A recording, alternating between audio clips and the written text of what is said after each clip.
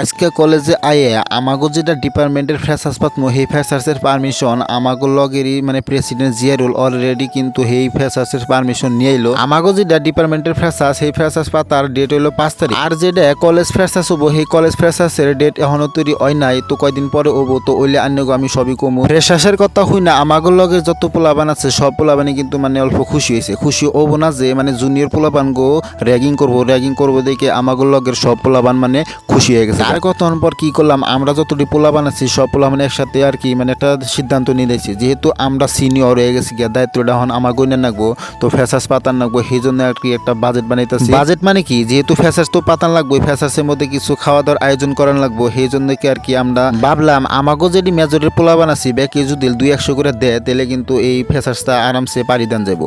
সেই জন্য আর কি আমাগো যদি মানে মেজরের পোলাবান আছে ব্যাকে কইলাম তোমরা ব্যাকে 200 করে যা পারো আর কি তোমরা দেও। তো ব্যাকে কিন্তু লগে কেউ 200 কেউ 500 এমনি করে দিল। আজকে তো মোটামুটি 1000-1200 হানি পয়সা উড়াইছি, যেহেতু আজকে ফ্রেশার্সের ডেট হলো 5 তারিখের ডেট হয়েছে। তো ব্যাকে আর কি পয়সা নিয়ে নাই। আজকে জাগর কাছে মানে পয়সা আসাল তারা আজকে পয়সা দিচ্ছে, আরো 2-3 দিন মধ্যে আছে। এই 2-3 দিনে যেমনি পয়সা উড়াইয়া ফ্রেশার্সটা আরামসে পারি দেন রাখবো। তো গাইস কতক্ষণ আমরা পয়সা টয়সা উড়াই হেরা কয়টা ক্লাস কইরা হেরা ওহন আমরা ব্যাকে মানে জামুকা বাড়ি মিহি। তো গাইস তখন কিন্তু আমি গেতাছি বাড়ির মিহি। তো আজকের মতো ব্লগটা এই তৈরি, বাই বাই।